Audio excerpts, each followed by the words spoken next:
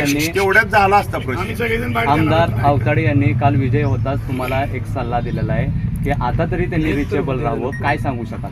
नाही, हे त्या ठिकाणी त्यांचा कोण रिचेबल आहे कोण नॉट रिचेबल आहे हे त्या ठिकाणी बघितलं. तुम्ही जर एवढं त्या ठिकाणी रिचेबल असता तर तुम्हाला धनशक्तीचा वापर त्या ठिकाणी का करावा लागला असता? तुम्हाला माता भगिनीला साड्या त्या ठिकाणी वाटत का फिरावं लागलं असतं? तुम्ही जर एवढं रिचेबल असता तर 2 महिन्यापूर्वी ज्याची मापं काढली त्याचा पाय त्या ठिकाणी तुम्हाला का धरावं लागले असते?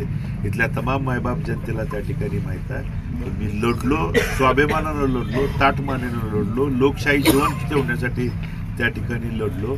आणि इथून पुढच्या काळात कोण रिचेबल आहे नॉट रिचेबल आहे, रिचेबल राहून त्या ठिकाणी काय देव लावलं हे तुम्ही लोकांच्या समोर येऊन त्या ठिकाणी सांगायला तयार नाही. हुकुमशाही पद्धतीनं वाईट प्रवृत्तीनं मी कधी, माझं कुटुंब मी कधी वागलेलो नाही आणि इथून पुढच्या काळात देखील कधी वागण्याचा प्रश्न नाही.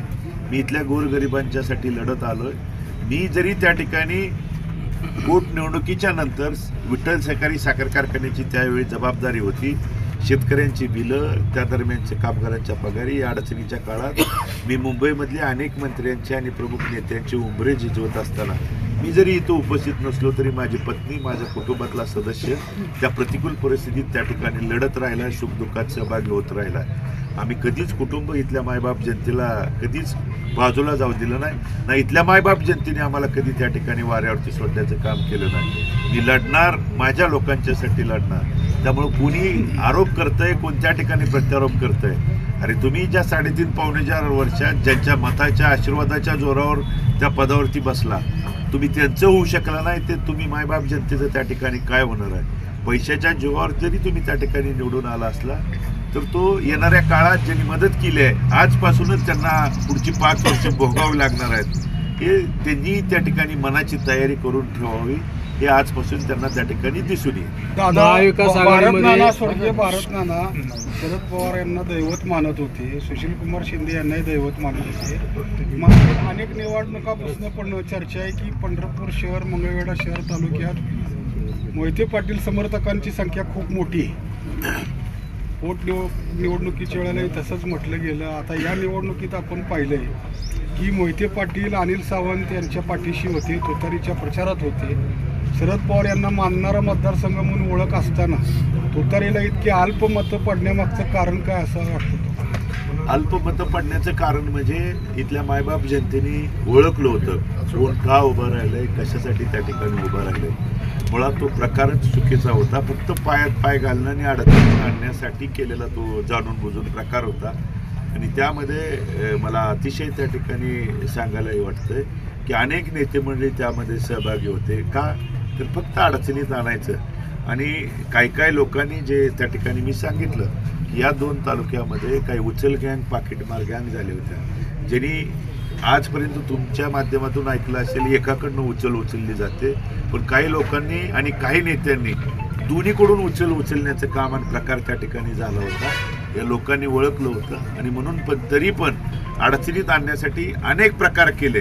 पण मायबाप जनतेने तो डाव त्या ठिकाणी आणून पाडण्याचं काम केलं. आणि त्या दरम्यान अत्यल्प पडलेली मतं ही तुमची प्रवृत्ती, तुमचं वागणं, याला दिलेली चपराक त्या ठिकाणी या मतदानाच्या आकडेवारीच्या दरम्यान त्या ठिकाणी दिसून येते. आणि म्हणून डबल इशार घेतलेल्या लोकांना इथून पुढच्या काळात त्याच पद्धतीने लोकांच्याकडून चपराक त्या दरम्यान मिळेल हा माझ्या मनामध्ये ठाम विश्वास. महाविकास आघाडीमध्ये एकोपा राहिला नाही विधानसभेला आणि मंगळवेढा पंढरपूर मतदारसंघामध्ये अनिल सावंत यांना त्या ठिकाणी उमेदवारी दिली राष्ट्रवादी शरद पवारांनी. या मतं त्यांना 10,000 मते पडली. या मताचा तर फटका आपल्याला बसला नाही, पराभव व्हायला नाही. 10,000 मतं त्या ठिकाणी मिळाली, पण एका महाविकास आघाडीच्या इतक्या मोठ्या पक्षाला एवढी मतं पडतात म्हणजे त्यांनी स्वतःचं त्या ठिकाणी आत्मपरीक्षण करायला पाहिजे. मी सांगण्यासारखी त्यामध्ये गोष्ट नाही. आणि आपण का उभा केला होता, कशासाठी झाला, हे त्यांनी जर आत्मपरीक्षण केलं तर महाविकास आघाडीनेच एकमेकांच्या पायात पाय घालण्याचा जो प्रकार झाला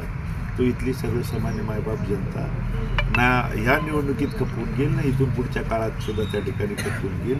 हा प्रकारच मुळात अडचणीत आणण्यासाठीचा झाला होता. मात्र ठीक आहे, हा काय आमच्यासाठी नव्यानं नव्हता. 2014ला आम्ही याच गोष्टीला सामोरं गेलो होतो, 2019ला देखील त्या ठिकाणी सामोरं गेलो होतो. पण ही लढत असताना ज्यांनी साथ द्यायला पाहिजे होती ते न देता अडवणूक आणि अडचण आणण्याचा प्रकार त्या ठिकाणी झाला. पण इथले लोक, इथली मायबाप जनता माझ्या पाठीशी आहे आणि यांच्यासाठी मी त्या ठिकाणी उद्याची 5 वर्ष भविष्य काळातली लढाई लढण्यासाठी त्यांच्या सोबत आहे. माड्यात आता येणाऱ्या- मोहोळमध्ये तुतारी वाजली. पंढरपूरच्या जनतेने तुतारीला दिलेलं उत्तर आहे असं वाटतं का ही 10,000 मतं म्हणजे? मोहोळमध्ये मोहोळ माड्यामध्ये तुतारी वाजली, तुतारीचा उमेदवार विजयी झाला. पण पंढरपूरच्या जनतेने मात्र तुतारीची राज्यभरात चर्चा असताना देखील केवळ अल्पमतं दिली. ही दिलेलं उत्तर आहे का? ते उत्तर आहे. इथल्या लोकांनी त्या ठिकाणी जी भावना आहे की चुकीला चूक म्हणणं हे लोकशाहीत प्रकार त्या ठिकाणी आहे, ते दाखवून देण्याचं काम इथल्या लोकांनी केलं. 10,000 मतं जिथे त्या ठिकाणी सगळ्याच नेते मंडळींना आत्मपरीक्षण करायला लावणार आहे त्या ठिकाणी. येणाऱ्या नगरपालिका असेल, हे असेल, इलेक्शन असेल किंवा जिल्हा परिषद पंचायत समिती असेल, यावेळेला आपण काँग्रेस पक्षातूनच निवडणूक लढवू. कशातून? येणाऱ्या काँग्रेसच्या नगरपालिका माध्यमातून असतील, लढणार का पुढच्या नाही नाही, आजपर्यंत जरी पक्षीय निवडणुकीला सामोरं गेलो असेल तरी तिथल्या प्रमुखांना, वडीलधाऱ्यांना आणि तरुणांना विचारात घेऊन नगरपालिका, जिल्हा परिषद, पंचायत समिती आजपर्यंत आपण त्या ठिकाणी आघाडीच्या माध्यमातून निवडणुका लढवलेल्या आहेत. म्हणजे आजपर्यंत तीर्थक्षेत्र विकास आघाडी असेल या माध्यमातून त्या ठिकाणी निवडणुका लढवल्या. पक्ष किंवा कशातून सामोरं जायचं हे सगळ्यांना विचारात, विश्वासात घेऊन त्या ठिकाणी करावं लागेल. सोबत कोण त्या दरम्यान येतं आहे, कोण त्या ठिकाणी सोबत राहणार आहे, या पुढच्या गोष्टी आहेत. त्या दरम्यान सगळ्या सोबत घेऊन एका ताकदीने, एकजुटीने त्या ठिकाणी लढणार आहे. त्यामुळं पक्ष आघाडी का काय त्या ठिकाणी निर्णय आहे हे वडीलधाऱ्यांनी प्रमुखांना विचारात, विश्वासात